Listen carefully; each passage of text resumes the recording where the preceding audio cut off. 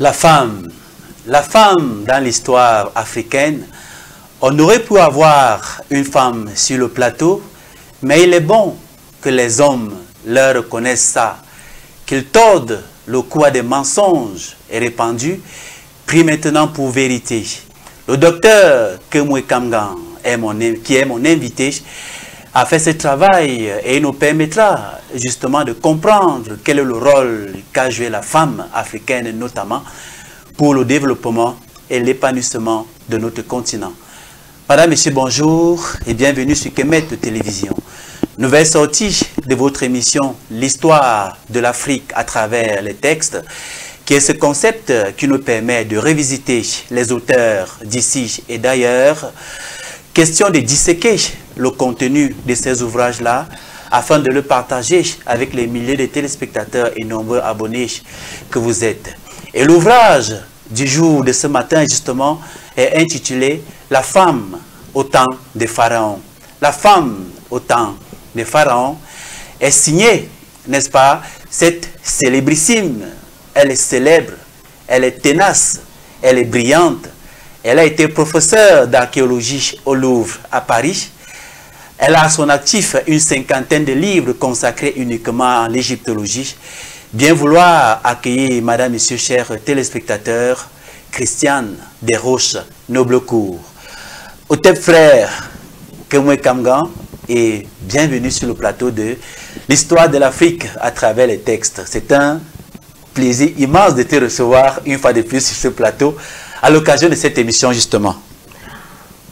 Otep Nyamsi, Otep aux ancêtres sanctifiés, Otep à tous ceux-là qui nous ont précédés dans les champs d'Yalou, qui ont accompli leur œuvre sur la terre, laquelle œuvre nous permet aujourd'hui de pouvoir nous positionner en tant qu'Africains et plus encore en tant que Kémites.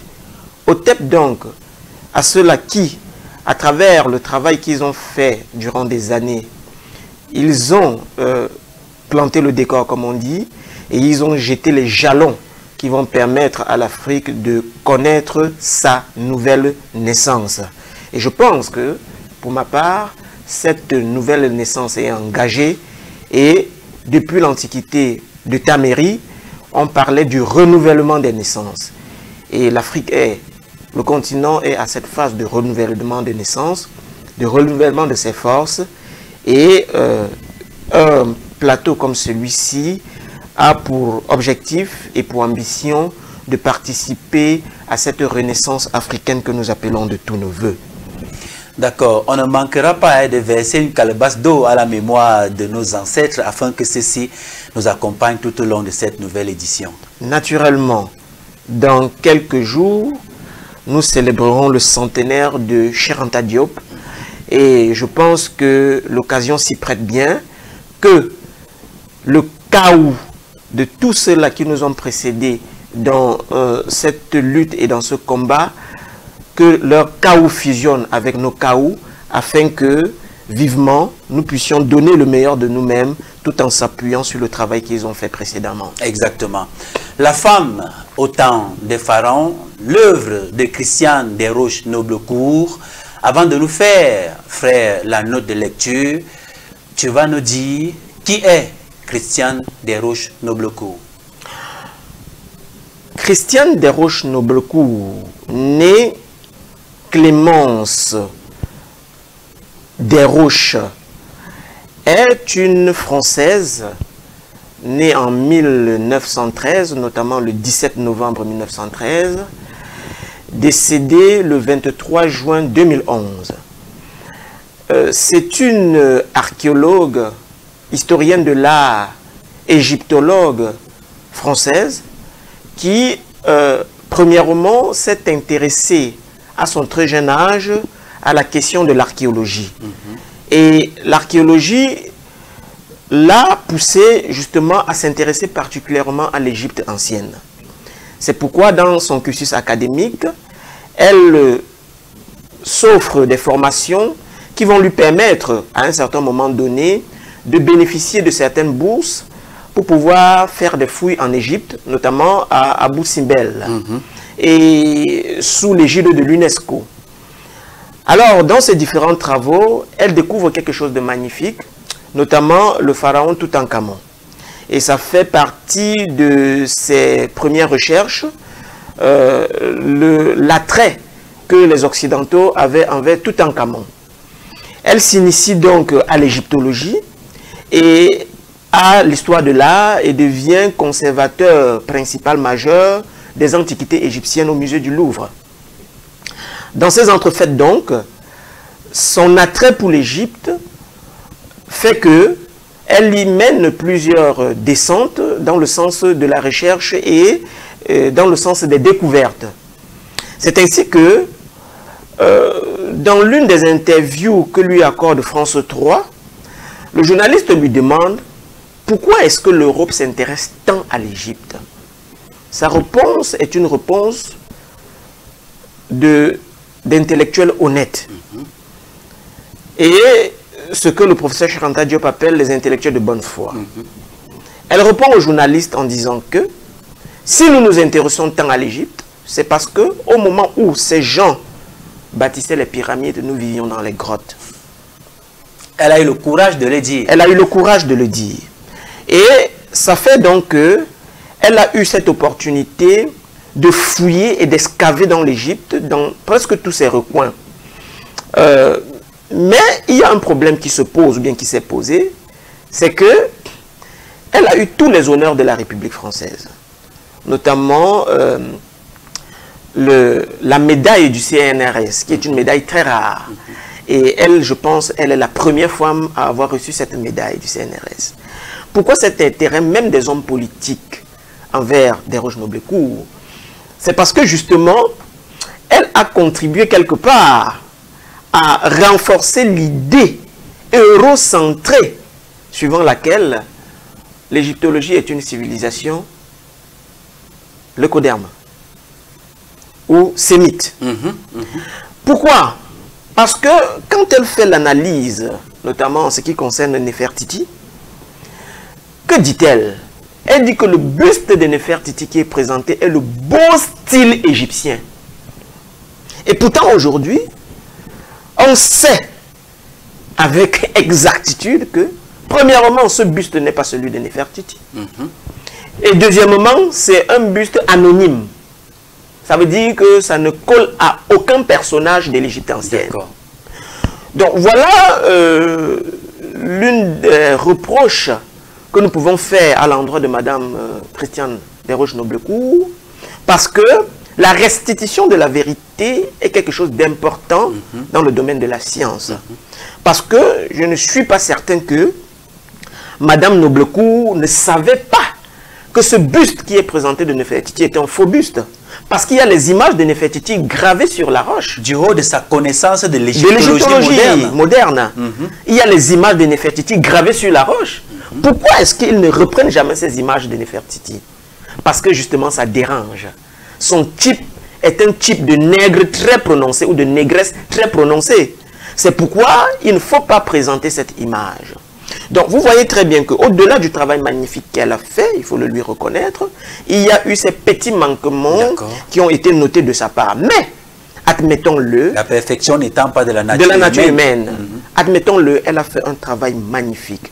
Et, si vous me permettez, je plongerai directement dans les parties de son ouvrage. D'accord, c'est-à-dire la note de lecture. La note de lecture. De cet ouvrage, La femme au temps des pharaons. Des pharaons.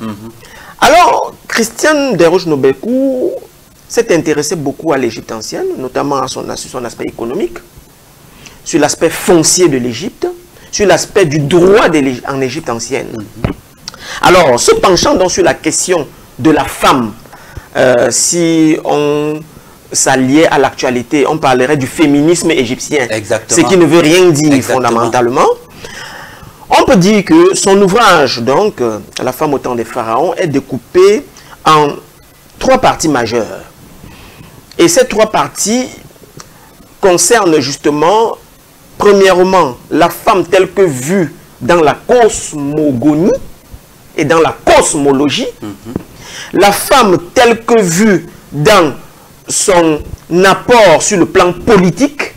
Et la femme je ne dirais pas vulgaire. Même économique et sacré. Et sacré, c'est même ça. Parce que quand elle parle du rôle de la femme sur le plan politique, le politique englobe tout cela. D'accord. Alors, et de la femme de la société, la femme simple en Égypte ancienne. Voilà les trois découpages que nous avons pu faire de la note de lecture qui a été faite concernant l'ouvrage de Christiane Desroches-Noblecourt. D'accord. Et nous pensons pour nous que cette segmentation va également représenter pour nous, n'est-ce pas, les grands moments que nous allons avoir au cours de l'émission. D'accord. Oui, oui.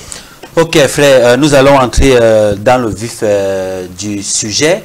Nous allons bien entendu commencer parce que lorsqu'on parle de la femme africaine, l'idée que l'on a, c'est tout ce qui est mauvais, c'est l'excision, c'est la polygamie. Mais beaucoup de gens ne savent pas qu'il y a eu des divinités féminines en Égypte. C'est pourquoi tu as parlé tout à l'heure de féminisme et donc c'est un concept qui ne doit pas exister chez nous en Afrique. Il y a eu des divinités féminines en Égypte. On va justement commencer l'émission par ces divinités et puis au fur et à mesure, n'est-ce pas, on va descendre jusqu'à la femme sociale et son comportement dans l'environnement dans lequel, n'est-ce pas, elle vivait. Effectivement, revenons sur la notion de féminisme. Jack Goody écrit un livre, Le vol de l'histoire. Comment l'Europe occidentale a imposé le récit de son histoire au reste du monde. Alors, dans cet ouvrage, Jack Goody fait comprendre que, effectivement, quand l'Europe a eu le monopole de la violence, l'Europe occidentale, il a imposé le récit et l'écriture de son histoire au reste de la planète. D'accord. Ça veut dire quoi? Ça veut dire que tous les problèmes que l'Europe a connus au cours de son histoire, il a fait rejaillir ces problèmes-là sur le reste des peuples qu'il a dominés. Et c'est ce que mon maître, le professeur Covey, appelle le transfert d'agressivité. Alors, quand on parle du féminisme, le féminisme est essentiellement une question de la femme blanche. Le féminisme n'a rien à voir avec la femme nègre, si vous voulez. Exactement. Pourquoi? Parce que quand on rentre dans l'histoire de l'Europe, que constatons-nous? Très important. La femme, et je voudrais mettre les pieds dans les plats, dans la définition du concept. Quand vous entrez dans les langues indo-européennes, notamment le latin, la femme se dit femina. Et femina veut dire femelle. Quand je l'ai constaté pour la première fois, ça a attiré mon attention. Pourquoi l'appelle-t-on femelle? Parce qu'elle est femelle comme la chèvre et la femelle. Comme la truie et la femelle. Comme la chienne, la poule sont des femelles. Donc, regardez l'idée que charrie la dénomination de cet être dans le contexte indo-européen. Exactement. Ça veut dire quoi finalement? Ça veut dire que elle est simplement un objet de reproduction et un objet de désir sexuel de l'homme. C'est ça le sens quand on dit femelle. Alors, quand on rentre dans des concepts africains, quand on dit par exemple chez moi, mamja, ou quand on dit ngho, ou bien quand on dit ngwon, ou quand on dit ngo en Afrique, ça a un sens. Ngwon, c'est également la lune. Ngwo chez moi, ça veut dire ce qui est chéri, c'est qu'on chérit. C'est ça ngwo. Quand on dit ngwoman, c'est ce qu'on chérit, c'est ce qu'on encadre, c'est ce qu'on adule. Regardez donc le nom qu'on donne à la femme. Regardez donc l'idée qui est charriée derrière le nom qu'on donne à la femme. Donc vous voyez très bien que rien qu'à partir de là, les faux concepts qui consistaient à dire que la femme africaine est une esclave, elle est celle-là qui travaille pour l'homme, elle est celle-là qui fait tous les travaux pénibles, elle est celle qui accouche. Ce sont donc les relents de la société occidentale libérée qui rejaillit sur la femme africaine parce qu'il y a donc ce transfert d'agressivité. Exactement. Où la femme occidentale transfère ses malheurs sur la femme africaine. Exactement. Et en psychiatrie, ça peut se comprendre. En psychiatrie, ça se comprend très bien. C'est-à-dire, à chaque fois que vous voulez vous débarrasser d'un mal qui vous ronge, vous pointez un doigt accusateur sur l'autre pour dire que c'est lui, en fait, qui commet ce mal. Et c'est le même procédé qui a été utilisé. Il y va de même aujourd'hui pour ce qu'on appelle les crèches et le jardin de nos enfants. C'est un problème de femme occidentale. Quand elle a commencé à vouloir travailler, qui devait garder l'enfant? Il fallait qu'on parte mettre l'enfant quelque part. On a créé dans la crèche. Alors que dans l'Afrique traditionnelle, l'enfant était à côté de sa maman. C'est même ça l'école maternelle. Et parfois jusqu'à 2 ans. C'est l'école maternelle ça. Parce que c'est la mère donc qui éduque son enfant jusqu'à un certain âge. Exactement. C'est ça l'école maternelle. Les crèches sont donc venues parce que c'est un problème de femme blanche. Et on a transféré ça chez nous. Vous voyez que rien qu'à partir de là, on essaie de voir et de dégager les visions du monde. Et sur le plan politique, même frère, ce n'est qu'en 1945 que la femme occidentale vote pour la première fois. C'est De Gaulle qui accorde le droit de vote aux Françaises. Très bien. En 1990, la femme belge vote pour la première fois en 1990. C'est hier. Or, en Afrique, la femme était dans l'organisation même des élections sur le plan politique. Ça veut dire que quand on parle de féminisme, c'est en Occident, ce n'est pas en Afrique. C'est une question de femme blanche, ce n'est pas une question de mélanoderme. Donc les femmes africaines, en réalité, n'ont pas à se réclamer d'un droit de la femme, d'une égalité des sexes, d'un 8 mars qu'on va justifier de je ne sais quoi. Vous voyez que, rien qu'à partir de là, l'histoire de la femme occidentale est une histoire de lutte, depuis même les mythes. Pourquoi celles qu'on appelait les Amazones se coupaient les seins? Parce qu'elles réclamaient et que dans le panthéon, elles n'étaient pas considérées. La gardienne de l'enfer, c'est qui? Dans la mythologie grecque, c'est une femme. Parce qu'elle doit châtier les hommes. Pourquoi châtie-t-elle les hommes? Parce que les hommes n'ont pas accordé à la femme, aux divinités féminines, le droit de goûter à la félicité céleste. Exactement.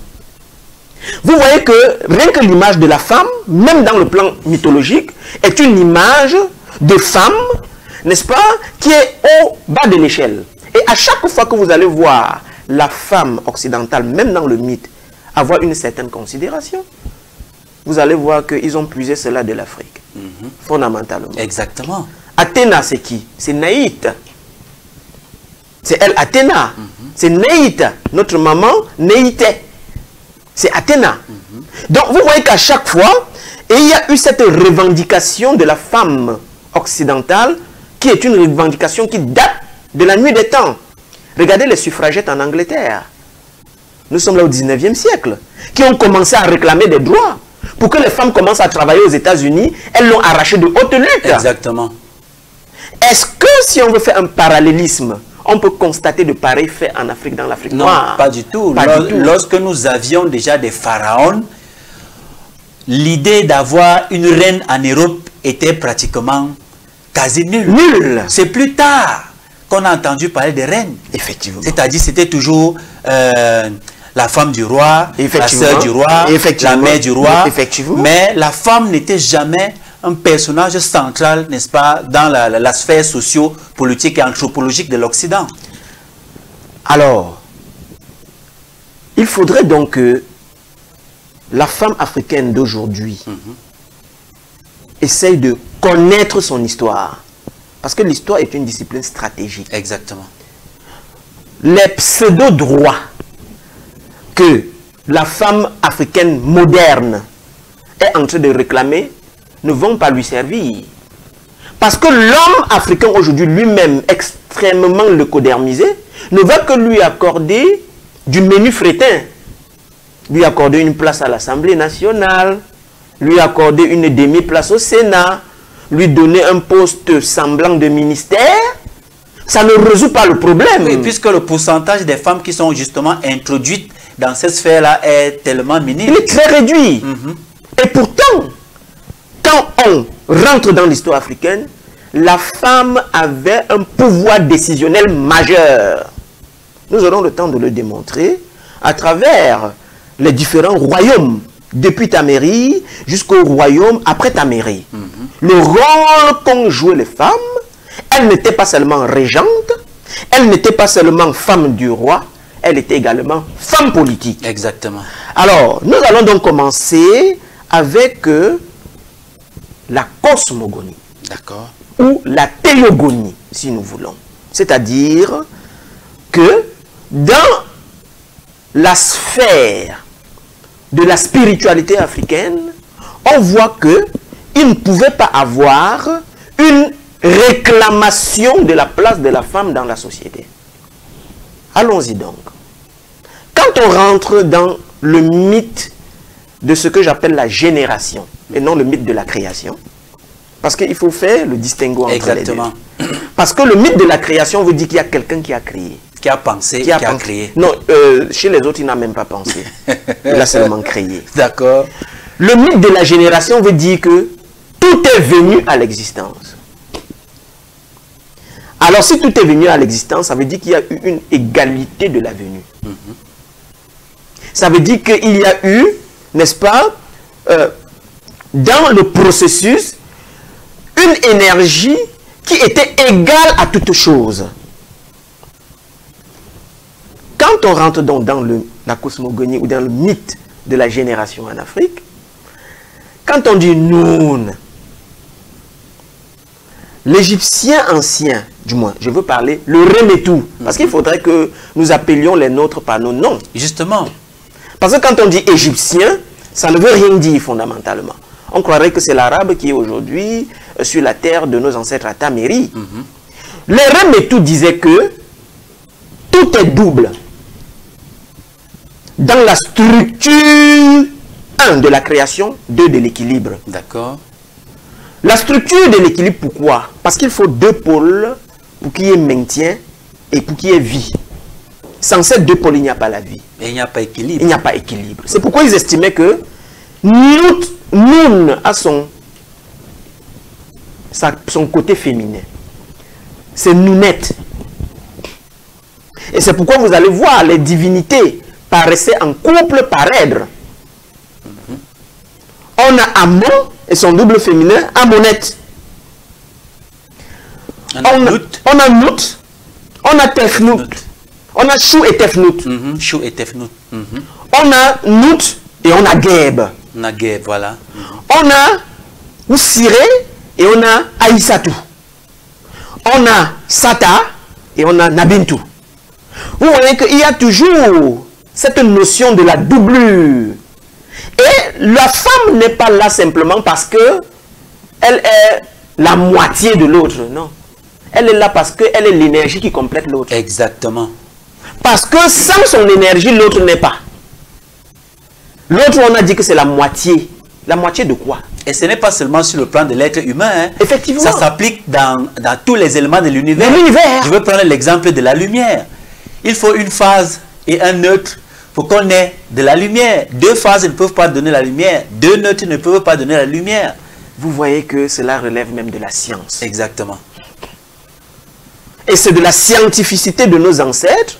Et je reprends ici le Mbombo Basson, qui dit justement que tellement l'Afrique a contemplé la science qui lui a attribué les noms de divinités.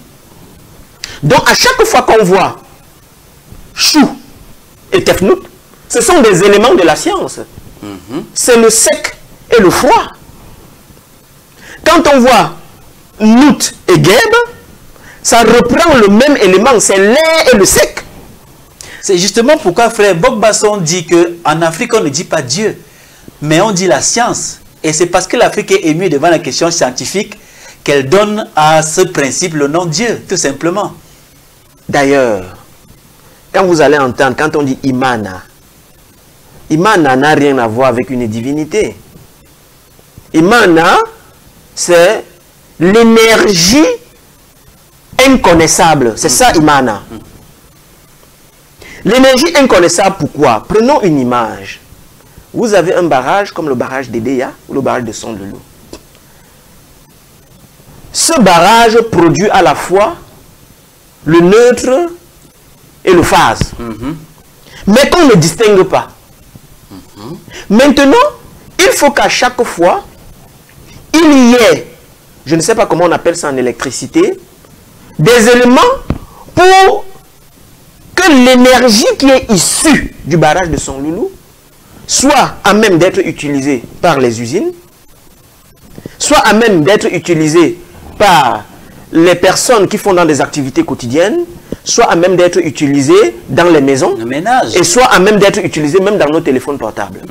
C'est la même énergie qui a été segmentée jusqu'à sa plus simple expression. Exactement. C'est la même énergie. Justement parce que la fréquence d'énergie qu'on utilise pour les usines n'a rien à voir avec la fréquence d'énergie qu'on utilise dans les ménages. Dans les ménages. Et pourtant, c'est la même énergie.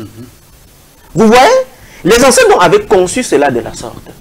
De sorte que l'insecte qui est invisible ou l'élément microbique qui est invisible dans le sol répond de la même énergie que l'homme.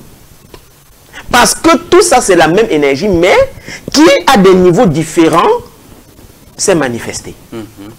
Donc, dans cet élan, vous allez constater que toutes les divinités en Égypte avaient leur double féminin ou le double masculin. D'accord. Et vous allez constater que les divinités féminines ont joué un rôle très important dans la propagation de l'énergie. Lisons un peu Christiane Desroches-Noblecourt. Qu'est-ce qu'elle dit? Parlant de la reine. C'est pour planter le décor, pour vous montrer comment, en arrivant à la reine, on est parti des divinités. D'accord. Elle dit, les droits de la mère, fille royale, étaient donc primordiaux. Ce qui fut même confirmé il y a plus de 2000 ans par l'historien Manéthon, lequel rappelait que les rois de la deuxième dynastie avaient établi la pleine légitimité de la femme à occuper le trône. Un spécialiste du droit pharaonique, Théodorides, estime même que cette loi écrite devait réellement exister sous l'Ancien Empire. C'est une femme qui le dit. C'était un droit. Ce n'est pas qu'elle usurpait le titre. Parce que beaucoup de littérateurs ont dit qu'Hatchepsout avait usurpé le titre. Non, du tout, du tout. C'est mal connaître l'histoire d'Hatchepsout. Elle dit que c'était une loi écrite. Desroches-Noblecourt. C'était donc pour planter le décor, pour remonter plus loin dans, n'est-ce pas, l'aspect de la divinité en Égypte ancienne. Alors, commençons donc. Qu'étaient donc les divinités en Égypte ancienne? Et on va les défiler à l'écran, hein, au fur et à mesure. Effectivement. On va les défiler à l'écran et puis justement tu vas commenter les images, frère. Les divinités en Égypte ancienne, les femmes, ou bien l'élément féminin. Là, à l'écran, nous avons Maate, que l'égyptologie moderne a appelé Maat. D'accord. On va enlever un peu le synthé pour qu'on puisse voir le nom de cette divinité. Elle s'appelait Maat. Et vous allez retrouver ce nom dans toutes nos langues. Exactement. En Oma, là, chez moi, on l'appelle le logo même de Kemet Télévision, c'est Maat. Maat. Nous avons là Nabintu, hein, que l'égyptologie a appelé Nephthys.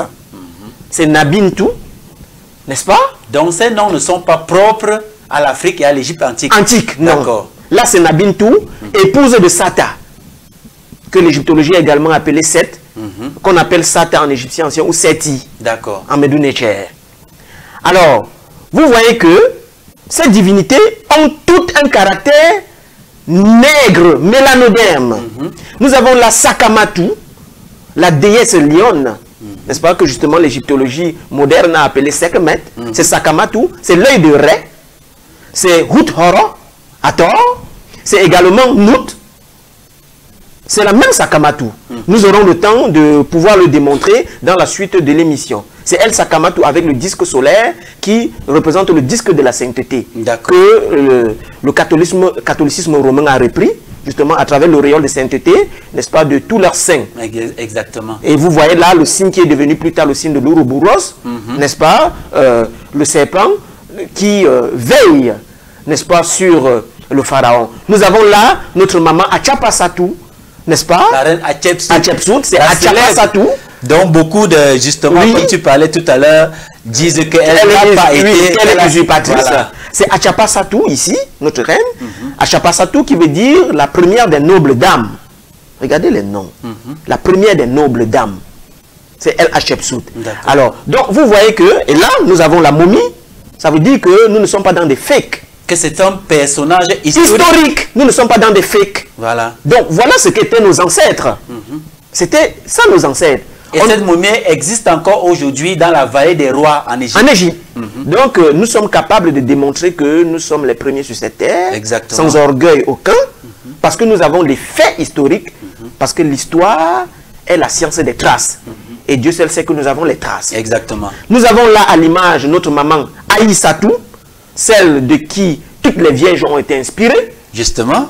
Toutes les vierges de l'histoire de l'humanité ont été inspirées. La Vierge Nana, la Vierge Marie. La Vierge de Rocamadour. Ouais. Toutes les autres vierges ont été inspirées d'elle. C'est maman Aïssatou. Vous voyez qu'elle est toujours représentée par le siège. Communément connue sous le nom de Isis. Par l'imagerie. Son nom veut dire le siège. Donc, vous voyez même que l'intronisation du roi dépend d'une femme.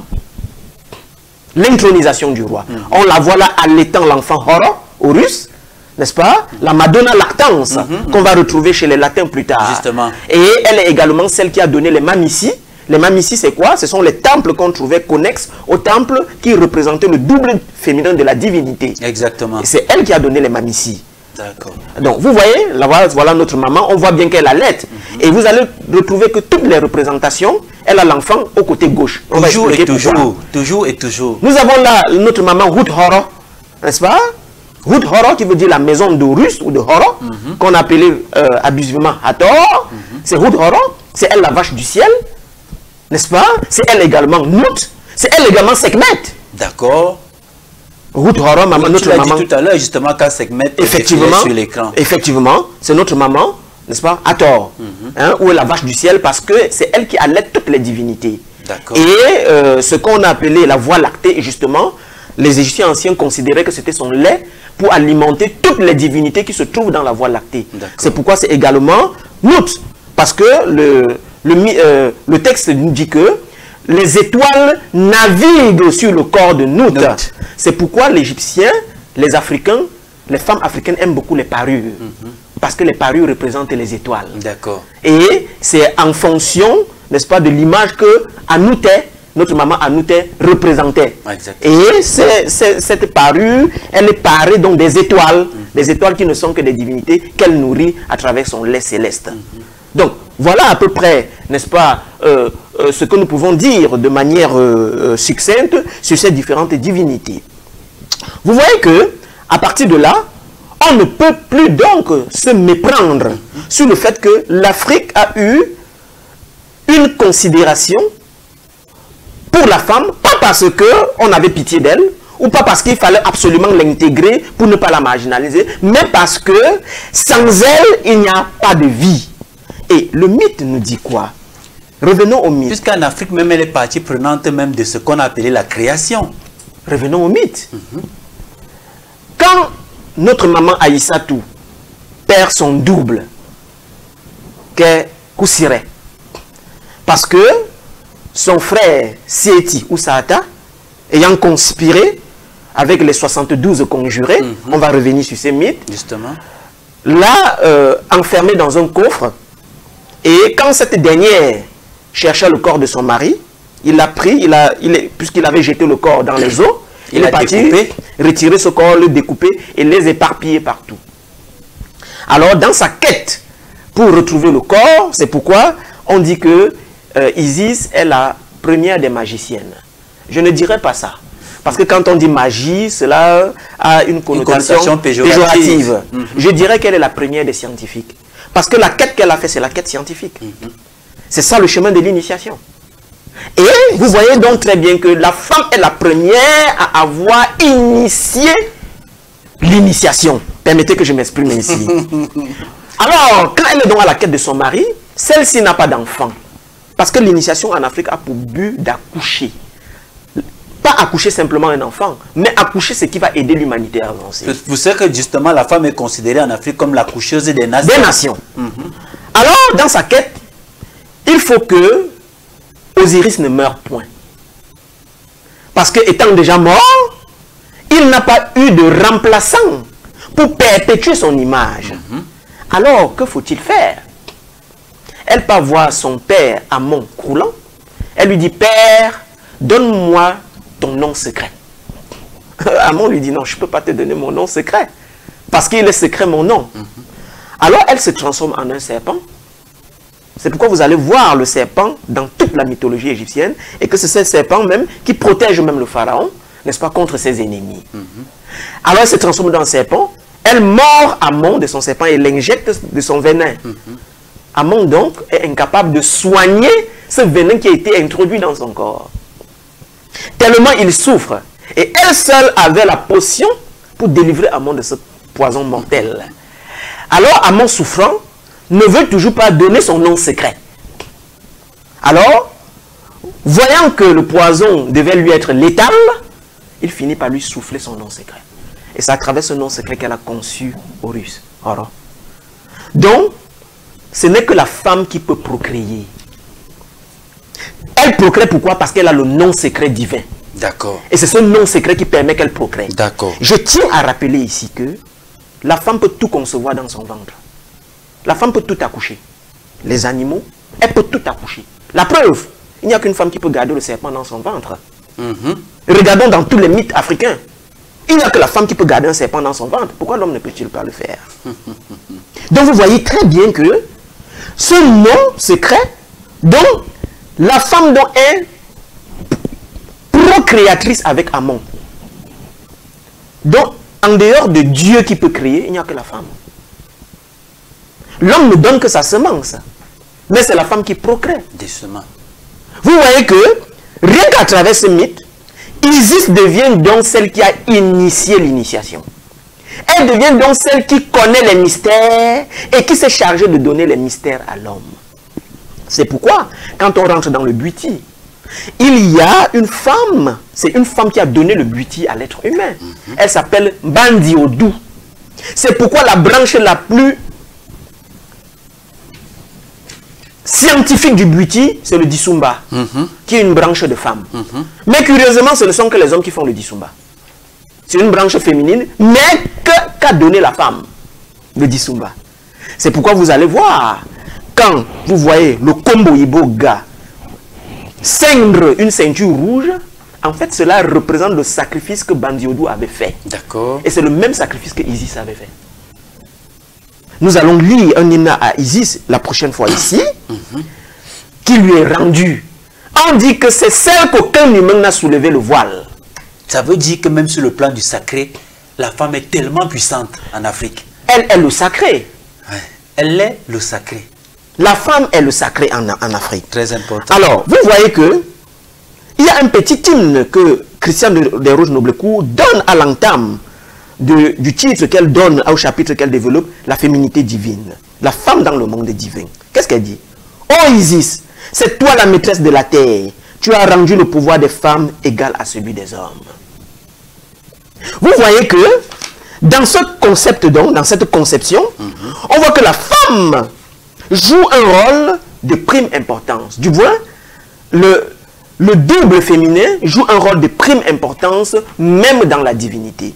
Alors nous avons dit que la divinité telle que nous la concevons est le prélude à ce qui devait advenir sur le plan physique.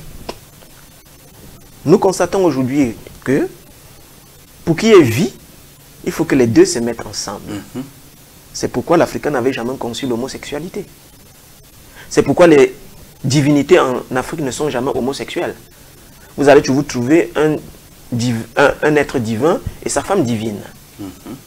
Dans toutes les cosmogonies africaines.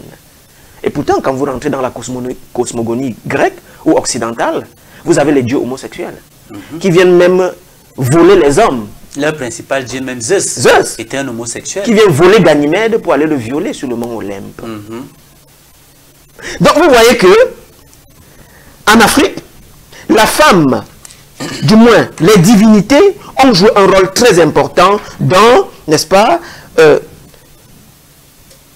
la place que pouvait jouer le double féminin de l'être dans la société. D'accord. Alors, regardons les différents aspects. Premièrement, nous allons beaucoup lire Christian Desrouges-Noblecourt parce qu'elle nous instruit. Parlant de Hathor, nous avons dit que Hathor, c'est Sekhmet. Hathor, c'est Nout. Hathor, c'est même Isis. Pourquoi? Parce que, en principe, c'est le même principe divin énergétique qui prend des rôles différents à travers des circonstances qui lui permettent de prendre ses rôles. Très bien. C'est le même principe. Donc quand on dit même Amon, Amon c'est Sekhmet. Amon c'est Geb. Amon c'est Osiris. C'est le même principe, juste qui a pris des rôles différents pour résoudre des problèmes. C'est la même énergie qui alimente justement ces différents personnages en fonction des circonstances. Effectivement. Elle dit, parlant d'Hathor, grande déesse vénérée dans son magnifique temple de Dendera, elle authentifiée comme antique mère des dieux, en tant que vache céleste, les ayant enfantés et allaités tel Isis. C'est à ce titre que l'on la place, l'on placera les défauts sous sa protection pour qu'elle les fasse renaître à la vie éternelle. Vous voyez qu'elle reprend la thèse que j'ai défendue tout à l'heure. Elle dit qu'on assimile Hathor à la vache du ciel, on l'assimile à Isis, on l'assimile à Nut. Pourquoi? Parce qu'il y a ce qu'on appelle l'œil de Ré, qui est devenu l'Oudjat. Et quand on dit Oudjat, Oudjat c'est au féminin, parce qu'il y a T à la fin. Donc, en principe, on devait dire la œil. Et pourquoi Oudjat? Parce que Hathor, donc, elle est ce qu'on appelle, Christian Desroches-Noblecourt appelle l'œil lointain de Ré. Vous savez que quand les humains ont commencé à conspirer contre Ré, Ré a appelé l'assemblée des dieux. Il a dit, dites-moi ce que je dois faire contre ces humains qui conspirent contre moi. Il avait déjà sa position, qu'il faut les exterminer. Alors, ayant consulté les dieux disent, tu es notre Père. Et toi seul sais ce que tu peux faire pour ramener les hommes ou pour les détruire. Alors, ils prennent la décision de détruire les hommes. Ça vous rappelle une certaine histoire dans la Bible. Justement. Alors, il envoie donc son œil lointain. Hathor, qui est devenu Sekhmet, la lionne vengeresse. Elle s'est mise donc à détruire les hommes. Ré, du haut de son trône, constate que l'espèce humaine dont il est le façonneur va disparaître. Il dépêche donc des dieux, notamment Thoth Djehuchi, pour aller convaincre Hathor de ne plus commettre ce bain de sang. Elle ne comprend pas ainsi. Elle dit, c'est mon père qui m'a envoyé. Et je dois accomplir le travail que mon père m'a demandé de faire. Djehuchi, étant dans l'incapacité de la convaincre, qu'est-ce qu'ils ont fait? Ré demande qu'on fasse un breuvage à l'image du vin rouge qui est semblable au sang et qu'on place devant Hathor, devant Sekhmet, pour qu'elle boive et s'enivre. Puisqu'on lui avait donné un temps pour pouvoir faire l'exécution, du moins pour pouvoir exécuter le travail qui lui avait été demandé. Alors, ayant donc vu le vin semblable au sang, elle a bu de ce vin et elle s'en est enivrée. Le temps donc s'étant écoulé, Ré la rappelle et lui dit, ton temps est écoulé. Tu as fait le temps qu'il fallait. Et c'est pourquoi vous allez voir que Hathor est lié également à tout ce qui a trait au vin. C'est pourquoi les Occidentaux vont récupérer cela, ils vont dire Dionysos. En fait, quand vous entendez Dionysos, c'est l'élément hathorique qu'on a repris, qu'on a transformé et qui est devenu un masculin chez les autres. D'accord. C'est pourquoi il y a ce qu'ils appellent, n'est-ce pas, l'extase dionysiaque. N'est-ce pas? C'est quand on boit, on s'enivre. On s'enivre, d'accord. Pourquoi est-ce que Hathor est qualifié de la lointaine, de l'œil lointain de Ré? Parce que quand elle s'était éloignée, elle a commis du tort aux hommes. Et ce tort a fait que les hommes sont restés dans le désespoir et dans les lamentations. Il fallait donc qu'elle rentre, n'est-ce pas, pour que les hommes connaissent la paix. Alors, pris à ce premier degré, on va croire que c'est une histoire sanguinaire et sanguinolente. Que non! En fait, cela a trait à la vie sociale des Africains. Exactement. Notamment de ceux qui étaient à la vallée du Nil. C'est quoi l'éloignement d'Hathor? L'éloignement de Sekhmet. Cet éloignement, c'est la sécheresse. C'est la décrue du Nil. Et cette décrue du Nil apporte famine, apporte désolation dans le peuple. Sécheresse et autres. Sécheresse. Cette décrue du Nil apporte la désolation. C'est pourquoi on priait toujours en Égypte ancienne, à Taméri, pour que le Nil ne desséchât jamais. Et l'éloignement des Sekhmet qui part dans le désert et qui est enragé dans le désert, crée donc la disette. Cette disette qui peut créer la famine. Cette famine qui peut avoir un impact sur le plan politique. Parce qu'il faudra à chaque fois que les greniers soient remplis. Et si les greniers ne sont pas remplis, le pharaon ne peut plus diriger le peuple, le troupeau de raies, comme cela se doit. C'est pourquoi son retour vers Ré représente également les crues du Nil. N'est-ce pas? Représente la saison des pluies. Représente le gonflement, n'est-ce pas, des flots du Nil. D'accord. Ce gonflement qui représente également la reprise des semailles, qui représente également l'abondance, qui représente également la vie. Donc le retour de Hathor vers Ré représente la vie. Vous voyez que c'est toujours le rôle que joue la femme. D'accord. Rentrons-nous dans les cosmogonies africaines après Taméri. Quand vous partez, par exemple, chez les Igbo, quand vous partez chez les Yoruba, quand vous partez chez les Fon et les Adjafon du Bénin ou du Togo, que constatez-vous?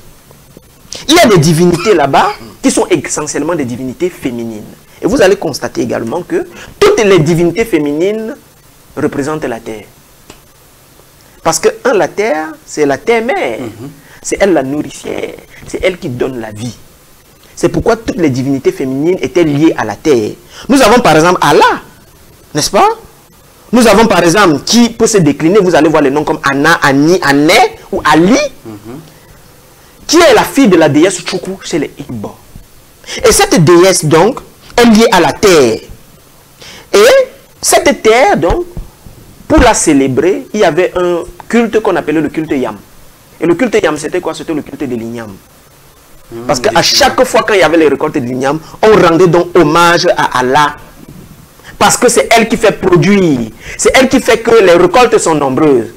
Il y avait donc cette fête de l'Ignam. Vous ne pas confondre avec Allah le Dieu. Non, du tout. D'accord. Du tout. Et, n'est-ce pas, ce culte donc, représentait donc l'abondance, représentait donc la vie. C'est pourquoi elle était également la déesse qui était chargée... La prospérité, l'espoir. Effectivement, de veiller sur les couples. Et elle veillait également sur la petite enfance. Vous voyez que tous ces éléments sont liés à la vie et liés à la protection de la vie. Donc, vous voyez que quand on part chez les Yoruba, vous allez voir Yamenja. Et vous allez retrouver Yamenja jusqu'au Brésil. Vous allez retrouver Yamenja dans les îles. Pourquoi? Parce que durant l'esclavage, ce sont ces peuples-là. C'est pourquoi on dit justement que le golfe de Guinée a été le lieu depuis lequel le plus nombre d'Africains ont été retirés à cette terre. Exactement. C'est pourquoi on retrouve ces cultes encore là-bas. Donc il ne peut pas nous mentir en disant qu'il venait dans des espaces qu'on ne connaît pas. Donc vous voyez très bien que Yamenja joue le même rôle, n'est-ce pas? Vous voyez que chez les Lunda de RDC, on a Swana Mulunda, n'est-ce pas, qui joue le même rôle. C'est la terre-mère. C'est celle qui protège le foyer. C'est celle qui protège la femme. C'est celle qui protège la petite enfance. Vous voyez que le rôle de la femme en tant que divinité est un rôle primordial et de prime importance. Parce que la femme, justement, est celle, qui canalise. C'est pourquoi vous allez voir que son chiffre est représenté par 4. Et le chiffre 4, c'est quoi? C'est le chiffre de la stabilisation. D'accord. La femme stabilise. Puisqu'elle a toujours été sédentaire en Afrique, et la sédentarisation, c'est la stabilisation. Et cette stabilisation-là est représentée aussi par quoi? Par la sédentarisation, comme vous venez de dire. Exactement. Ici. La sédentarisation crée quoi? La sédentarisation crée la civilisation. La sédentarisation crée l'agriculture. La sédentarisation crée la religion. La sédentarisation crée la science. Parce qu'il faut être sédentarisé pour, observer le ciel. Le même ciel sur une longue période. C'est pourquoi les datations qui sont faites pour l'Égypte sont des datations qui nous concernent, des datations qui sont fausses pour la plupart. Parce qu'on ne peut pas construire les pyramides en 1000 ans. C'est faux. Il faut passer au moins 9000 ans sur place à observer le ciel pour pouvoir faire une œuvre de ce genre. Qui n'est pas seulement physique. Qui n'est pas seulement physique. Comme on effectivement. Il faut au moins 9000 ans. Vous voyez que la science africaine s'est développée parce que la sédentarisation aidant, on a été capable d'observer le même phénomène sur une longue durée. C'est pourquoi donc on a tiré des lois et des lois qui sont issues de la théorie. C'est quoi la théorie? Prenons même le terme grec de la théorie. Aristote dit que la théorie, c'est la contemplation. La théorie, c'est l'observation scrupuleuse. C'est ça le terme théorie. Donc nos ancêtres sont les premiers à avoir théorisé. Parce qu'ils ont observé scrupuleusement. Pendant un peu plus de 26 000 ans. Ils ont observé scrupuleusement. C'est assez de temps pour arriver à ces conclusions-là. Effectivement. C'est pourquoi vous n'allez pas voir pareil dans le monde gréco-romain. Et la civilisation est portée dans cet espace méditerranéen encore par des nègres. Parce qu'ils avaient déjà une expérience et une expertise en la matière. S'étant donc déportés dans ce bassin, ils ont apporté tout le patrimoine scientifique et intellectuel à cet espace. C'est pourquoi quand les Indo-Européens arrivent, ils les détruisent systématiquement. Et après qu'ils les aient détruits, le monde indo-européen est demeuré sauvage.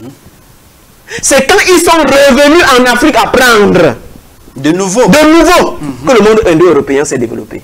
Sinon, où sont partis les Pélagiens qui ont peuplé la Grèce? Où sont-ils partis? Et pourtant, quand on fait des fouilles aujourd'hui, on constate qu'ils avaient tous les éléments de la science. Mais, comme les Ariens, venus de leur bassin, étaient essentiellement belliqueux, ils n'ont pas à chercher à concevoir et à conceptualiser cette science-là, du moins à adapter et à adopter cette science-là qu'ils ont trouvée sur place. Qu'ont-ils fait? Ils ont détruit systématiquement. C'est pourquoi vous n'allez pas voir dans le monde grec les pareils de Imhotep, les pareils de Tahotep, les pareils de Kagemni, ça dit c'est mon homonyme, des pareils de Kagemni, n'est-ce pas? Des pareils de Yamosu. Vous n'allez pas voir pareil dans le bassin grec. C'est pourquoi à une époque, on parlait justement de renaissance en termes d'Europe. Effectivement, de renaissance. Pourquoi? Parce qu'il fallait revisiter tout ce patrimoine. La Grèce n'a connu son heure de gloire que quand elle est revenue en Afrique, une Afrique qui était déjà décadente. Mais jusque-là, elle était le carrefour scientifique de l'humanité. Et les divinités aidant, vous allez constater que ils ont repris les concepts divins africains. C'est pourquoi la France, à elle seule, compte plus de 102 sites où on vénérait la Vierge Noire. Plus de 102 sites où on vénérait la Vierge Noire. La Rome, on l'appelait la Madonna Lactans. On appelait Isis celle que quand elle vient, produit la bénédiction, produit la prospérité. C'est pourquoi le culte des femmes, quand l'Église catholique a pris le devant, on a aboli le culte des divines mères. Et il faut même dire que dans la chapelle Sixtine, au Vatican aujourd'hui, c'est la Vierge Noire qui est installée. Non, la Vierge Noire est priée uniquement par le pape. Du moins, ou bien le pape prie uniquement la Vierge Noire. Les autres chrétiens qui sont au dehors de la chapelle, ils ne connaissent pas. Et ils prient une leucodème qu'on a taillée et qu'on a mis devant eux. Mais le patron du Vatican, il prie cette Vierge. Cette Vierge Noire. Cette Madonna Lactans. Quel contraste! Quel contraste! Pourquoi? Parce que, depuis les temps anciens, nous l'avons dit à l'émission précédente, la noirceur de la peau était bénédiction. Et plus encore, quand cette noirceur était féminine. C'était bénédiction. C'est pourquoi, même Cléopâtre a tout fait pour être peinte en noir dans les figurines qui devaient la représenter. Pour avoir la faveur des grandes divinités qui ont fait l'Égypte. Effectivement, elle a tout fait pour se peindre. Allez au musée de Moscou. Vous allez voir Cléopâtre en noir. Parce qu'il fallait justement qu'elle s'assimile à ces divinités nègres qu'elle a vues. Donc, vous voyez que dans toute l'Europe, dans tout l'Occident, il y a eu une reprise de cette divinité africaine. Pourquoi?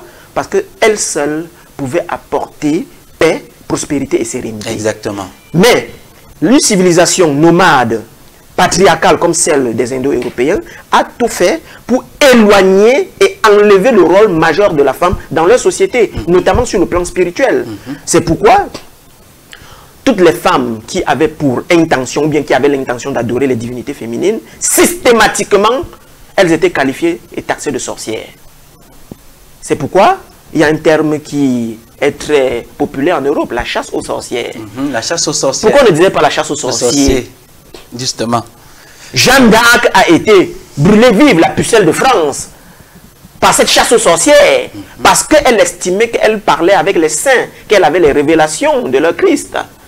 L'Église a dit, c'est pas possible qu'une femme ait la révélation. En plus, une jeune femme. C'est pas possible qu'elle ait la révélation. Donc vous voyez très bien que tout l'élément nègre a impacté positivement sur la pensée européenne. Pourquoi? À la reprise de nos divinités. Alors, pour revenir donc à l'Oudjat, quand Horus porte l'Oudjat, ou bien quand l'Oudjat est représenté par Horus, ça veut dire qu'il est sous la protection de Sekhmet. Ça veut dire qu'il est sous la protection de Huthor. Tu as dit cet œil-là, oui, qui a été récupéré même par les loges et sectes. Vous voyez, je n'aime pas discuter de ces loges parce que j'ai l'habitude de dire, puisque les défenseurs de la franc-maçonnerie disent que la franc-maçonnerie est d'origine égyptienne. Il faut qu'il y ait une clarification des termes. Et que ça a été retransformé dans le modèle anthropologique de l'Occident. C'est même faux. Quand on dit origine, il y a au moins deux sens pour comprendre origine. Il y a l'origine puisée à la source, comme le Lamentin qui chaque fois part à la source, puiser, n'est-ce pas, s'abreuver. Il y a origine qui veut dire emprunt. Il ne faut pas confondre les deux. Je peux emprunter quelque chose sans toutefois utiliser la chose telle que je l'ai empruntée. C'est ça l'emprunt. Et l'emprunt peut aussi considérer quoi? Je prends ce qui peut m'aider, je laisse le reste. Ou bien, encore, je prends des éléments qui peuvent justifier mon attitude et je laisse le reste. Mais vous allez voir que dans les deux cas, la franc-maçonnerie a emprunté quoi? Les symboles. Exactement. A-t-elle emprunté la spiritualité? Non. Non. Ce n'est pas parce que vous avez pris une pyramide, ce n'est pas parce que vous avez pris des éléments du culte d'un peuple, des équerres, des symboles des dieux, Horus, que vous avez pris la spiritualité de ce peuple. Puisque le caractère homosexuel qui justement représente ces francs-maçons n'a jamais existé. Justement, contrairement à ce que beaucoup disent que l'homosexualité a commencé longtemps, on aura l'occasion de faire une émission là-dessus et apporter davantage des éléments qui montrent que cette chose-là n'a jamais existé. Effectivement. Puisqu'il n'y a même pas un nom en nos langues pour dire homosexualité. Voilà. Et deux, la franc-maçonnerie est une société misogyne. Elle n'accepte pas, du moins la franc-maçonnerie masculine, n'accepte pas en leur sein des femmes. Voilà. On va revenir dessus quand on va parler de la femme, concrètement, en Égypte ancienne. Vous voyez que vous ne pouvez pas faire le culte en Égypte sans la femme. C'est pas possible. Regardez tous les rituels africains. Vous ne pouvez pas faire le culte sans la femme. Et il y a les cultes essentiellement réservés aux femmes auxquels les hommes ne peuvent pas participer. Et pourtant, la femme peut participer au rituel des hommes. Mais puisque s'il faut s'en tenir au discours que tu as tenu tout à l'heure, selon lequel c'est Isis même l'initiatrice. Bien sûr. Ça veut dire que le culte en son sein, c'est Isis. On ne peut qu'avoir des sociétés patriarcales dans lesquelles, dans leur cercle et loge, on écarte complètement la femme. La femme a été obligée de se rebeller pour faire la loge féminine.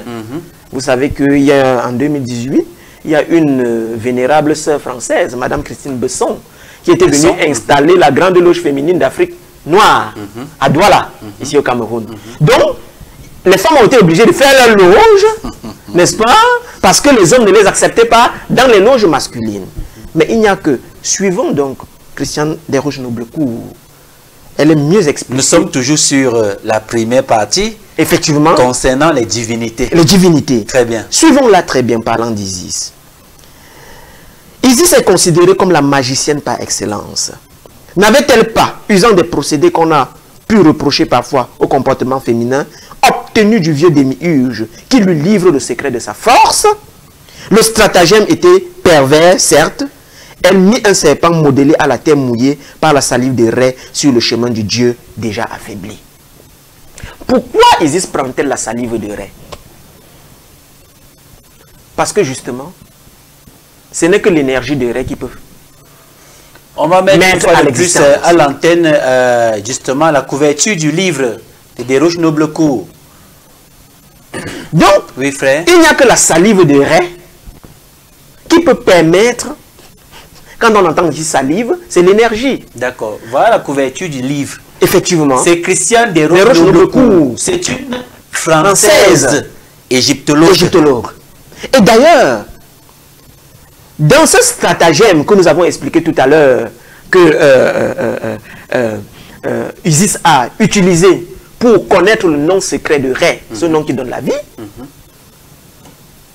la salive dont a servi à Isis de fabriquer ou bien de fabriquer un serpent. C'est cette salive de Ré. Donc ça veut dire qu'il a fallu toujours qu'elle ait l'énergie de Ré. Exactement, exactement. Et en dévoilant donc l'énergie de Ré en elle, cette énergie a permis qu'elle puisse enfanter. Allons encore à Hathor. Je dis que Hathor, c'est Nout, c'est Sekhmet, c'est Isis. Parce que Hathor a accouché les dieux. Et Isis a accouché le dieu. D'accord. Que dit-elle d'Hathor en rappelant un hymne qui était rendu à Hathor? Que ton visage est beau lorsque tu apparais en gloire. Lorsque tu es joyeuse, Hathor, vénérable dame de Semnen. Ton père exulte quand tu te lèves. Ton frère Chou rend hommage à ta face. Thoth, puissant en breuvage, enivrant t'appelle ô puissante. La grande Énéade est dans le plaisir de l'allégresse. Les babouins sont devant ta face et dansent pour ta majesté. Les Hitis, d'autres singes, frappent les tambourins pour ton cas et te font des adorations. Les hommes et les femmes te prient de leur donner l'amour. Les vierges pour toi ouvrent les festivités et te donnent leur esprit. Grande d'amour, maîtresse des femmes et des filles nubiles, tu es dame de l'ivresse, aux fêtes nombreuses, dame de l'Oliban, maîtresse de tresser la couronne, dame de la gaieté, dame de l'exultation, à la majesté de laquelle on fait de la musique. Pilier de Djed, féminin vénérable, belle fille de Bégen, tu es la dame du sistre Sekem, maîtresse de la Ménate et du sistre Séchet. Que de qualificatifs positifs. Et c'est ce que Noble Cour dit de Hathor. Vous voyez que c'est très puissant. La dimension féminine, pourquoi nous insistons là-dessus? Parce que la femme africaine d'aujourd'hui a oublié quelque chose. C'est le fait qu'elle soit divine. Parce que dès l'instant qu'elle considérera qu'elle est divine, je pense que beaucoup de choses vont se manifester et se transformer en elle. Et vont changer positivement dans la société dans laquelle nous vivons aujourd'hui. Effectivement. Pourquoi le disons-nous? Regardez, rien qu'à l'analyse que nous faisons de la divinité féminine en Égypte, vous allez constater que de tout ce qui est dit sur les divinités féminines, c'est qu'elles sont mères des dieux, elles sont protectrices des dieux, elles sont nourricières des dieux. Des dieux. Des dieux. Mère des dieux, protectrice des dieux et nourricière des dieux. C'est pourquoi, quand vous voyez sur le séquem du pharaon, sur la couronne du pharaon, il y a quoi? Le serpent Naja. Et ce serpent Naja est féminin. Et vous avez encore quoi? Le vautour femelle. Pourquoi? Parce qu'elle doit protéger le pharaon. Que représente le serpent Naja? C'est ce qu'on a vu tout à l'heure sur l'auréole de sainteté de Hathor, de Sekhmet, ce serpent. Que représente-t-il? Il crache le feu. Il représente également l'illumination, que les autres ont appelé la Kundalini. Il représente cette illumination. Parce qu'une fois illuminé, vous avez cette capacité de clairvoyance. Il représente également la protection, parce que ce sont des serpents qui protègent jalousement leurs œufs. Le vautour féminin représente, l'aspect nourricier du pharaon et son aspect protecteur. Parce qu'à un seul bec, une seule action du bec de ce vautour, elle détruit tout prédateur qui peut s'approcher proche de son enfant. Tout prédateur. Vous voyez que c'est représenté toujours par l'aspect féminin. Pourquoi le disons-nous? Regardons Ankh, ce qu'on a appelé la croix en C. S'il vous plaît, si on peut avoir les images encore d'Hathor, ça nous permettrait de voir à la fois, n'est-ce pas, le serpent Naja et également la croix Ankh qu'elle a pratiquement entre ses mains, 8 frères. Que représente la croix Ankh? Et généralement, vous allez voir que dans toutes les représentations en égyptien ancien, c'est toujours une femme qui met la croix ankh sur la bouche du pharaon. Sur la bouche du Nisudbiti. C'est toujours elle qui porte la croix ankh sur la bouche du Nisudbiti. Pourquoi? Voilà le serpent en question. En question, oui. Alors, vous voyez que voilà la croix ankh qu'elle porte, que Sekhmet porte à la bouche du pharaon. Et voilà le serpent nageant justement sur le front du pharaon. Et vous voyez, voilà Horo, de l'autre côté également, avec aussi également le serpent. Il représente Sekhmet, parce que Sekhmet fait l'Oudjat. Alors, pourquoi la croix en C? Vous allez voir que la croix en C représente la matrice de la femme. On l'aura même en direct ici en studio. Est-ce qu'on peut nous apporter une croix en C là, de l'autre côté de la régie, s'il vous plaît? Oui, frère. La croix en C représente la matrice de la femme, c'est-à-dire son appareil génital. Prenez une croix en C, prenez la représentation de l'appareil génital de la femme, c'est la même chose. Exactement. Qu'est-ce que cela veut dire? Exactement. Ça veut dire que l'énergie est conceptualisée et l'énergie est, comment le dirons-nous? L'énergie est conceptualisée, l'énergie est, comment dire, condensée dans la femme. Voilà la croix ankh en question. On va zoomer. Allez voir.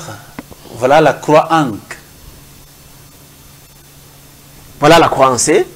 Prenez donc une image de l'appareil génital de la femme. Vous allez voir que nous avons... C'est exactement comme ça qu'il est conçu. Nous avons la même nomenclature. C'est la même chose. Vous voyez très bien. Exactement. On prend l'image de la femme. C'est la même chose exactement. Ça veut dire quoi? La femme est divine. La femme est divine. C'est la divine maîtresse. C'est celle qui donne la vie. C'est celle qui protège la vie. C'est pourquoi on vous a dit, on protège la momie. La momie est protégée sous Hathor. Exactement. Parce qu'elle est celle-là qui est chargée de le faire renaître. Je vous ai dit qu'Hathor, c'est également Nout. Hathor est la mère des dieux. Donc la femme africaine devait comprendre qu'elle est la mère des divinités. Exactement. Et elle n'a plus rien à réclamer comme ses droits, comme on le voit le 8 mars où les femmes disent qu'elles partent défiler, les femmes africaines disent qu'elles partent défiler, et ça pour réclamer les droits. De quel droit s'agit-il? Elle est le droit. Très bien. Parce que sédentarisation ne pouvait pas avoir lieu si la femme n'avait pas commencé à pratiquer l'activité sédentaire. Et la première activité sédentaire, c'est l'accouchement. Puisque quand une femme veut accoucher, tout le monde s'arrête. Donc si vous étiez même en plein nomadisme, quand elle a les douleurs de l'enfantement, vous allez vous arrêter. Obligé de vous arrêter jusqu'à ce qu'elle enfante. Jusqu'à ce qu'elle enfante. Et vous ne vous déplacerez que lorsque l'enfant aura un certain âge pour qu'il puisse être déplacé de lieu en lieu. Donc vous voyez que, à partir de là même, l'homme a commencé à dire, mais pourquoi ne pas rester sur place? Vous voyez que c'est la femme qui l'y a obligé. Donc pour revenir donc à la divinité, on voit que les couples divins, qui sont en fait des éléments scientifiques qui produisent la vie, ne pourraient pas se faire sans que l'élément féminin ne soit capitalisé. Alors,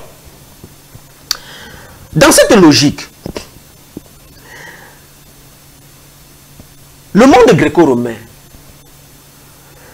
dans l'analyse égyptologique qu'on a fait plus tard, ils ont dit, bon, la reine Lionne, bon, la déesse Lionne est une déesse particulière. Que non. La déesse Lionne n'est pas une déesse particulière.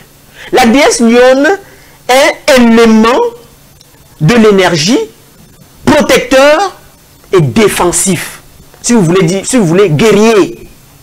C'est ça le rôle, c'est ça le rôle qu'elle joue. Et vous allez voir que Seth joue le même rôle. Sekhmet est attribué au désert. Seth également est attribué au désert. On appelle Seth le fougueux de Ra. Ou de Ra. C'est le fougueux de Ra. Dans la conception occidentale, Seth est devenu Satan. Incarnation du mal, ce qui est faux. Dans la représentation égyptienne, Seth est de Ra quand il est dans la droite. Pour combattre ses ennemis et aveugler les éléments de Apophis. Alors si cette était l'incarnation du mal, pourquoi est-ce qu'il combat aux côtés de Ré? Quand on était au tribunal pour restituer à Horus ce que de droit et pour faire revivre Osiris, quand on a condamné Seth, on est parti voir Ré. Toutes les divinités sont allées voir Ré. Parce que Isis, elle est partie, elle a vu Ré, elle a dit, dis à ton fils qu'il remette à son fils ce qu'il a pris de lui. Et Ré lui a dit, je vous ai tout donné pour pouvoir juger de ses affaires. Donc ne venez plus m'importuner. Tellement c'était compliqué dans l'assemblée des dieux. On a fait appel à Maat. Maat a jugé la situation était toujours compliquée. Parce que Seth a donné un argument. Est-ce que cet Horus-là est fils de mon frère? Comment a-t-elle fait pour concevoir? Et vous allez trouver que dans le mythe, en fait, Seth ne veut pas créer un dommage à Isis ou à Horus. En fait, dans l'initiation, on vous éprouve. Seth, c'est l'éprouveur, si vous voulez. Exactement. C'est l'éprouveur. C'est la même chose qui a été récupérée avec le supposé Jésus, n'est-ce pas? Où il est tenté dans le désert par Satan. Justement par Satan. C'est l'épisode là, de la tentation. Mais ici, il veut tenter Isis. Est-ce que c'est ton fils réellement? Pourquoi? Parce qu'il voulait que Isis lui donne le secret que Ré lui avait donné. Exactement. La situation étant donc compliquée, donc, on a tranché finalement en la faveur de Isis et de Horus. Que dit Ré? Ré dit, faites tout ce que vous avez à faire, mais ramenez-moi mon Seth. Parce que c'est mon fougueux. Quand j'ai en face de moi mes ennemis, il est le bras armé. C'est mon bras armé. Donc vous voyez que, rien qu'à partir de là, Seth représente Sekhmet. Seth c'est Sekhmet également. C'est Sakamatu. Alors, il y a eu donc les démembrements de l'énergie Sekhmet. Parce que Sekhmet est la protectrice de la femme. On l'a lu dans le texte. Elle protège les filles nubiles. Elle protège la reine. Elle protège le roi. Comme on ne pouvait pas avoir Sekhmet dans la maison, elle a donc s'est transformée en une autre énergie. Quelle énergie est Bastet? Bastet qui est le chat. Ou la chatte. Bastet c'est la chatte. Puisque c'est le chat féminin, Bastet. Et vous allez voir que Bastet c'est également le lion, ou bien la lionne. Mais en une énergie qui peut être à la maison. On a pris l'exemple de l'électricité tout à l'heure. En une énergie qui peut être à la maison. C'est pourquoi on était étonné de voir autant de chats dans les tombes en Égypte ancienne. Et des chats qui étaient momifiés. Parce que c'était Bastet. Pour accompagner ces divinités-là. C'était en fait Bastet. C'était un honneur qu'on rendait à Bastet. À Bastet et à Sekhmet. C'était un honneur qu'on rendait à l'œil de Ré. Aujourd'hui, les Occidentaux éblouissent certains noirs en les faisant croire, en les faisant dire et penser que le chat est un animal mystique. Mais on l'a connu depuis la nuit des temps. Exactement. Que le chat ou bien la chatte est un animal mystique. Pourquoi? Parce que à chaque fois que vous l'avez, vous avez constaté que les gens peuvent faire la petite expérience. Vous avez moins de problèmes quand vous avez de pareils animaux chez vous. Exactement. C'est pourquoi vous allez voir que le chien et le chat étaient des animaux tellement prisés en Afrique. Le chien représente Anubis, qui est celui-là qui accompagne les morts sur le chemin de l'illumination. Anubis, c'est également Djéouti, c'est Thoth. À travers les champs de Yalou. Oui, c'est également Thoth. Alors revenons à notre sujet pour les femmes. Et vous allez constater que Osiris ne pouvait pas s'accomplir s'il n'y avait pas Isis. Isis est celle qui a permis à Osiris de s'accomplir. Parce que, en tant que le double féminin, Osiris est d'abord celui qui veille sur le trône. C'est pourquoi on dit Oussiré. Il veille sur le trône. Pourquoi? Parce qu'il a les multiples yeux. C'est le grand initié. Mais qui est le trône? Le trône, c'est Isis, c'est Aïssatou. C'est Aset. Ashtou. Astou. C'est elle le trône donc. Osiris veille sur le trône. Sans trône, tu veilles sur quoi? Rien. Sur rien. Donc ça veut dire que elle est celle qui a permis à son frère, époux, Oussiré, de s'accomplir. Deuxième élément pour l'accomplissement de Oussiré. Si elle n'avait pas enfanté Horo, Oussiré serait mort sa deuxième mort. Parce que c'est ce que l'Africain craint le plus. Connaître la seconde mort. Les autres parlent de seconde mort sans savoir de quoi il est question. Parce que s'il n'avait pas eu une descendance, il aurait disparu complètement. C'est pourquoi donc, Seth a jugé bon de prendre tout ce qui lui appartenait.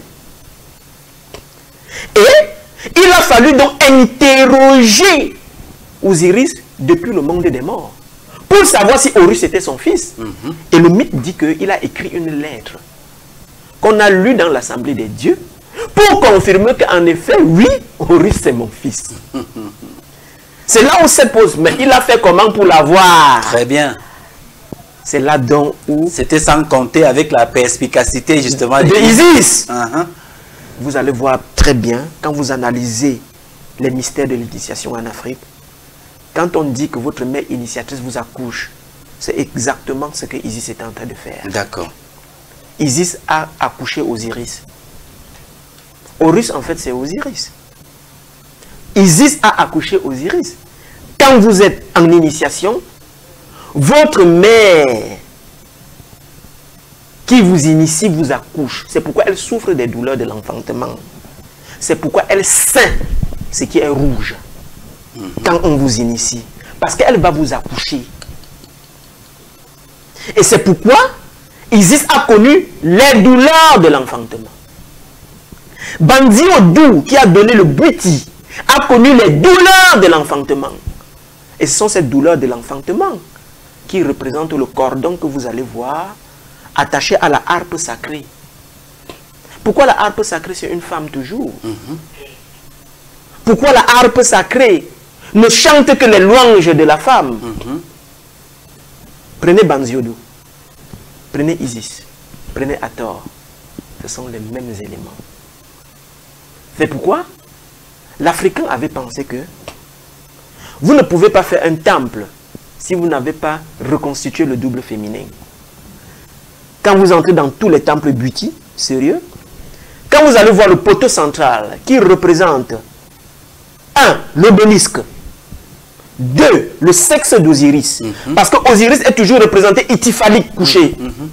Le temple Buti, c'est Osiris couché sur le dos. Je voudrais que un bandit Iboga remette en question ce que je suis en train de dire. Et à la base de ce poteau central, il y a un losange qui est tracé vers le bas. Et le poteau central est au milieu de ce losange. Que représente ce losange? Signification, justement? C'est le sexe féminin. Et c'est un losange qui est comme carré. Il est même carré puisque le losange a une forme carrée. Sauf que les angles sont inclinés. Et que représente donc le carré? La stabilisation. Que nous avons vu tout à l'heure. C'est ce carré qui stabilise, le poteau. Donc vous voyez que même dans le temple, on reproduit la geste cosmique. Et cette geste cosmique veut que dans l'élément qui concerne essentiellement, parce que même dans le Buti, il y a les danses des femmes que les hommes ne peuvent pas faire. Mais les femmes peuvent faire toutes les danses des hommes. Exactement. Vous voyez que la divinité féminine joue un rôle de prime importance dans les cultes africains. Revenons encore avec Christiane Desroches-Noblecourt, puisqu'elle a l'honneur. Nous allons la citer beaucoup. Elle dit ceci, pardon.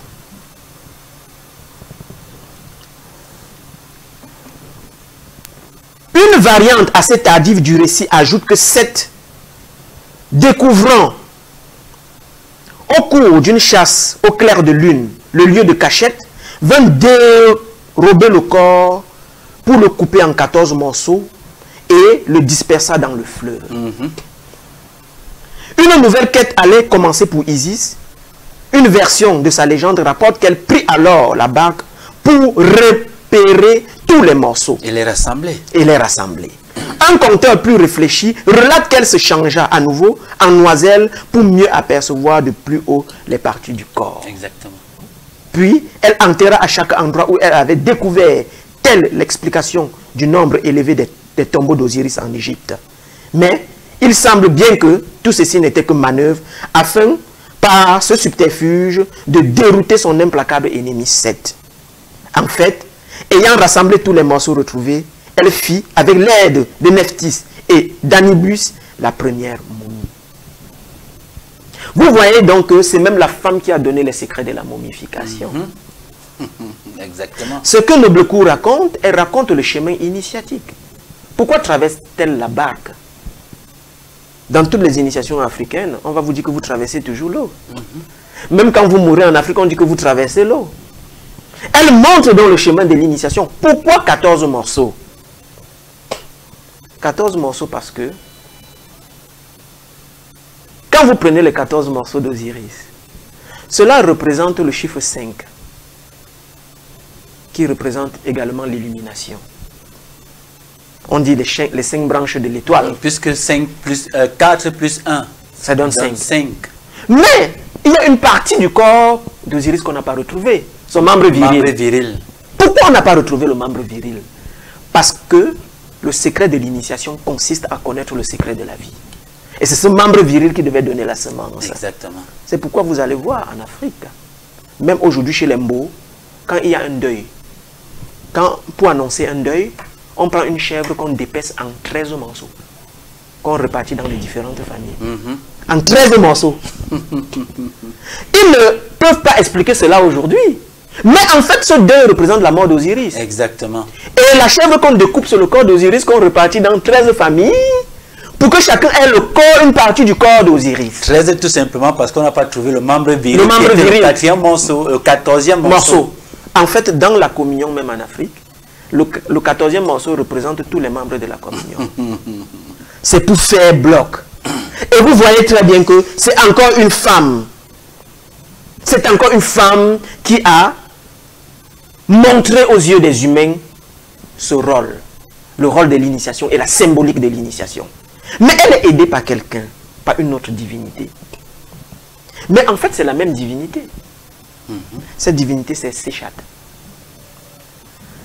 En fait, son nom, c'est Sachatou. C'est le nom d'un être que je chéris beaucoup. C'est le nom de ma fille. Ah, d'accord. Sachatou est la patronne des savants. Elle est même la patronne de Djehouti, de Thoth. Elle est toujours représentée en peau de panthère, peau de félin, avec une herbe sur la tête, une feuille sur la tête. On va dire ce que c'est que cette feuille. Les autres ont dit que c'est un cistre, c'est-à-dire une castagnette. Moi, je pense que c'est pas ça. Et elle est représentée toujours avec le calame. Et en face d'elle, comme en train de compter. Pourquoi? Parce que c'est elle qui a donné les secrets de la connaissance de la nature à l'homme. Mais c'est la même description qu'on a fait de Isis tout à l'heure. Ça veut dire que Séchat, c'est Isis. Elle est la patronne de Djehouti parce qu'elle a initié Djehouti à la science sacrée. Elle a appris à Djehouti à compter. Elle a appris à Djehouti à écrire. C'est pourquoi Djehouti, à son tour, a appris aux hommes à compter et à écrire. C'est pourquoi les premiers écrits sont donc qualifiés d'écrits sacrés. La sacralisation de l'écriture. C'est pourquoi on dit les saintes écritures. D'où le prennent-ils? Ils le prennent de quelque part. Pourquoi les écritures sont-elles saintes? Parce que, 1, elles ont la charge de comprendre le phénomène de la nature. Exactement. 2, elles ont la charge de comprendre le phénomène du cosmos. C'est pourquoi elles sont saintes. Et je vais reprendre ici mon maître, le professeur Corvi, quand il parle des Medu Neter. Il dit, c'est l'ensemble de l'univers des signes de l'univers. Donc, le Medu Neter est un symbole qui cache l'énergie du signe. Exactement. C'est pourquoi je peux être d'accord avec le frère Djibomba Mbok, avec sa méthode de lecture des Medu Neter, la méthode Kuma, qui consiste d'abord à connaître le signe. Parce que la méthode de lecture de Jean-François Champollion, qui est bien dans tous les cas, se limite à la simple littération. Est-ce qu'on entre dans le sens du signe? Puisqu'il n'a que fait que redéchiffrer les hiéroglyphes. Effectivement. Mais entrer dans cette lecture, comme tu as convoqué Djibombari Mbok tout à l'heure, connaître déjà d'abord des signes, ces signes-là. Parce que, en fait, ce ne sont pas juste des signes représentatifs. C'est une philosophie qui est charriée à travers un signe. C'est pourquoi à chaque fois, quand on initiait les enfants à l'écriture des Médounétières, les scribes, vous allez voir qu'il y avait toujours des déterminatifs. Pourquoi on mettait le déterminatif? Pour donner sens. Et le déterminatif, ou le sémantème, n'était que une interprétation parmi tant d'autres. Exactement. Donc, premièrement, il fallait connaître le signe, il fallait connaître le symbole, il fallait connaître le sens du signe symbole. C'est pourquoi n'était pas scribe le premier venu. C'était de très grands initiés. Et dans la nomenclature de l'écriture, on écrivait de gauche vers la droite, de la droite vers la gauche, du haut vers le bas et du bas vers le haut. Tout cela avait un sens. La même écriture qu'on écrivait du haut vers le bas avait un sens que l'écriture qu'on écrivait de la droite vers la gauche. Mais la même. Parce qu'on voulait donner une signification et un sens à ce qu'on écrivait. Vous voyez que la femme, les divinités féminines sont à la base même de la science sacrée. C'est pourquoi nous disons, et nous le réitérons, que on ne peut pas concevoir une Afrique qui se veut digne tant que, premièrement, on ne va pas mettre au bout du jour les divinités. Constatez ceci. L'Afrique d'aujourd'hui, il y a un pas malheureux qui est en train d'être pris sur les divinités féminines par rapport aux divinités masculines. De plus en plus, il n'y a que les hommes qui soignent aujourd'hui en Afrique. De plus en plus, il n'y a que les hommes qui font les initiations. Où sont parties les femmes? Elles deviennent très rares dans ce domaine. Alors que le premier médecin de l'histoire de l'humanité, c'est une femme africaine. Péséchette. Péséchette, justement. C'est elle qui a donné l'art médical. Et vous allez voir quand on représente Péséchette, elle a tous les outils de la médecine. De la chirurgie, jusqu'au bistouri, au scalpel. Je pense que... Et il faut même dire que le premier bistouri qui a été utilisé pour une intervention se trouve aujourd'hui au musée, au British Museum, en Angleterre. Niusire Kalala Omotunde, que son cas soit vivifié à l'énoncé de son nom, avait fait une conférence, ou a fait une conférence magnifique sur l'origine africaine du savoir occidental. Et il a pris le cas de la médecine. L'Égypte avait jusqu'à la mallette du médecin, où il rangeait tous ses outils. La mallette du médecin. Avec tout cela, avec tout ce que cela peut comporter, comme instrument. Et on a des images, hein, frère. Peut-être à la prochaine émission, justement, on va projeter les images aux téléspectateurs.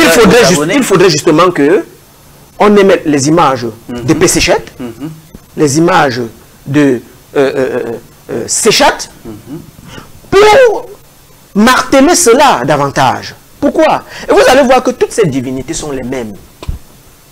Regardez bien leurs actions. En Afrique, on avait compris que vous ne pouvez pas apprécier la santé si vous n'avez pas été malade. C'est pourquoi il y a un élément qui donne la maladie. On va appeler Sekhmet. Sekhmet peut donner la maladie. Parce qu'elle provoque les ravages. Mais de l'autre côté, il y a un autre élément qui va venir calmer. Mais c'est toujours Sekhmet. C'est pourquoi vous allez voir le cadycée de Imhotep, qui est devenu le cadycée du corps médical, où vous avez un serpent qui s'enroule et qui a double tête, qui signifie effectivement que de la morsure venimeuse du serpent, on peut tirer également l'antidote. Très bien. C'était ça la fonction. Donc quand vous voyez Séchat, vous voyez Péséchet, c'est Isis en fait. C'est le même élément. Parce que si Isis a donné les clés de la même énergie qui parle des parures différentes, des manifestations différentes. Si elle a donné les clés des mystères aux hommes, mais le mystère, il est total. Ça veut dire que dans la plante, on découvre le mystère. Dans l'animal, on découvre le mystère. Dans l'air, on découvre le mystère. Maintenant, pour les besoins de la médecine, le mystère va s'orienter dans un domaine précis. Et c'est Péséchet qui prend ce rôle maintenant, qui est toujours Isis, pour pouvoir guérir les malades. Donc, vous voyez, je ne sais pas si nous en finirons avec les divinités en Égypte ancienne. Et revenons à Noblecourt. C'est vrai que frère, l'émission est tellement intéressante que le temps passe, nous ne nous rendons pas compte. Nous avons pratiquement fait déjà 1h30 d'émission. Et comme on l'a dit en début d'émission, c'est une émission qui sera, une thématique autant pour moi qui sera subdivisée en 3, pourquoi pas en 4 parties, parce qu'il est important pour les téléspectateurs et nombreux abonnés de comprendre véritablement le fond de cette thématique de Christiane Noblecourt, la femme au temps des pharaons, parce que là nous étions seulement sur les divinités. Parce que dans l'édition prochaine, nous allons descendre d'un cran pour voir la forme sociale et remonter, c'est-à-dire toutes ces formes-là, ces figures féminines-là qui ont marqué l'histoire de l'humanité. On va remonter même jusqu'à Winnie Mandela, les Myriam Makeba et autres. Donc là, nous étions encore sur les divinités. Effectivement. Peut-être pour sortir, frère, véritablement. Pour sortir, je cite encore Noblecourt qui dit: la geste d'Osiris, on le voit, est absolument complémentaire de l'action d'Isis, sans laquelle le mystère de la résurrection ne pouvait s'accomplir, ni l'héritage du Père être remis en toute équité à son Fils. Un tel programme promis aux yeux d'une humanité qui aspirait à ne pas douter d'un bonheur sécurisant se devait de connaître une popularité exceptionnelle. C'est ce qu'il advint. Progressivement, durant les dernières dynasties égyptiennes, la gloire de toutes les expressions divines s'estompa pour être supplantée par la vénération de plus en plus marquée chez les Égyptiens de toutes les classes envers la grande Isis, pivot de la société et en laquelle tous les esprits étaient mis. Alors, je finirai en citant une autre divinité Yoruba, Oshun. Vous allez voir que Isis, Hathor sont liés à la beauté, sont liés à la féminité, sont liés à la fertilité. C'est le même rôle que Oshun joue chez les Yoruba. C'est le même rôle que Mao joue chez les Ewe du Togo. Donc, il y a un héritage historique qui s'est déroulé depuis la nuit des temps jusqu'à dans les sociétés africaines actuelles. Donc, les gens ne pensent pas que c'est juste de l'histoire pour l'histoire. Qu'il est toujours à l'idée que ces relents de l'histoire africaine sont demeurés dans la nuit des temps. Peut-être aujourd'hui, ils semblent être occultés, mais fondamentalement, en les cherchant véritablement, on peut les retrouver. Pour ceux qui ne peuvent pas remonter jusqu'à l'Égypte, parce qu'ils se disent c'est assez pénible, nous les avons chez nous. Nous avons les divinités chez nous. Et ces divinités féminines-là aujourd'hui, pourquoi à l'ouest Cameroun par exemple, c'est plus des femmes qui gardent les chutes d'eau? On parle de la reine-mère. J'ai dit les chutes d'eau, les lieux sacrés. À l'ouest Cameroun, ce sont les femmes qui les gardent. Pourquoi? Il faut comprendre que l'eau est liée à une divinité féminine et il n'y a qu'une femme qui est préposée pour pouvoir être gardienne des lieux. Jusqu'à l'intérieur du Noun, c'est l'eau primordiale. C'est l'eau primordiale. Et vous allez voir qu'à côté de cette chute d'eau, il y a toujours une cavité. Que représente cette cavité? elle représente toujours la matrice de la femme. C'est pourquoi quand vous êtes dans un bain de sanation, vous y entrez d'abord pour ressortir comme dans un nouvel accouchement. Chargé. Et cette eau qui tombe en face de la grotte, ce sont les eaux amniotiques, ce sont les eaux primordiales qui vous purifient afin que quand vous y sortiez, vous êtes un être nouveau.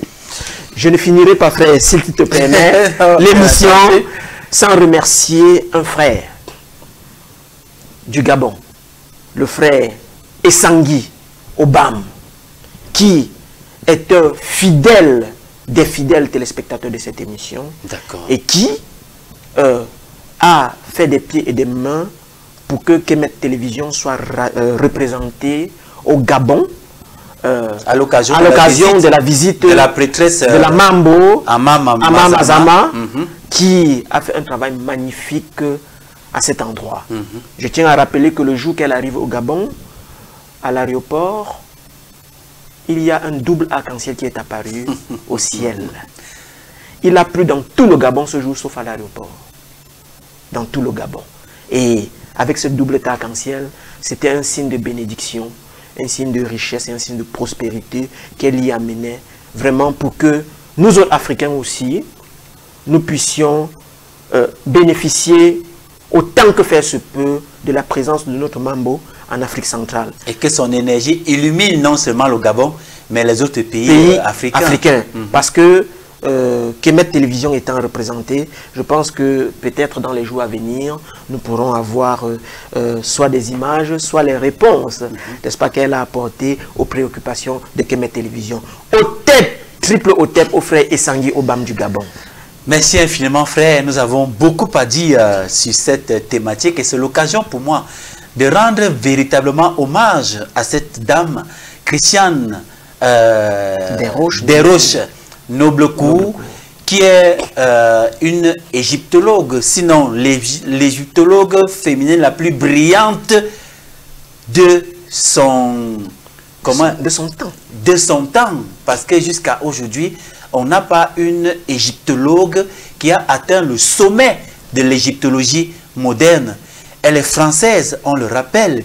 Et justement, la politique de Kemet TV et de notre frère historien ici dans cette émission, c'est de citer d'abord les auteurs occidentaux pour faire justement la comparaison avec ceux qui peignent l'Afrique en noir et dont on fait la promotion. Il faut savoir également qu'il y a des occidentaux, des auteurs occidentaux de très bonne foi. On a cité Desroches Noblecourt.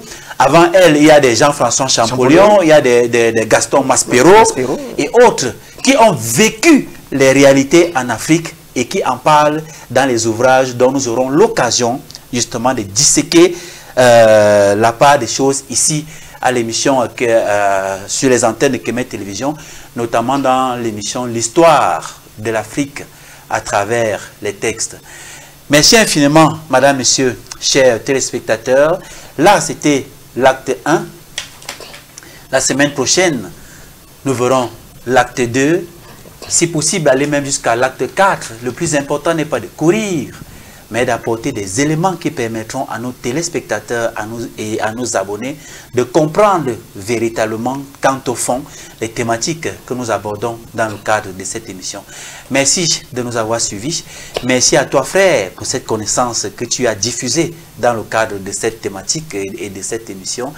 Et à très bientôt sur les antennes de Kemet Télévision. Restez en compagnie de nos programmes qui se poursuivent. On n'a pas eu le temps passé, frère. Ça, c'était chargé.